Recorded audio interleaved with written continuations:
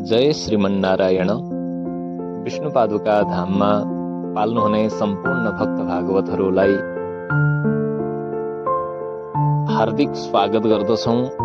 श्री वैष्णव परिषद सुनसरी द्वारा आयोजित यही मिति 2081 साल पौष महिनाको 15 गते पर्न गएको जुन सोमबारे अमावस्या जसलाई भनिन्छ, यसमा आफ्ना पितृहरूको उद्धार गर्नका निम्ति भनेर पाल्नुहुने सम्पूर्ण भक्त भागवतहरूलाई हार्दिक स्वागत गर्दछौं।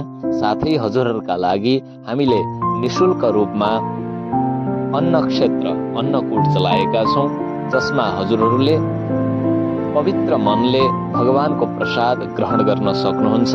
हजुरहरू अवश्य पाल्नुहोला र आफ्ना पितृहरूको पनि उद्धार गरिबक्सेला।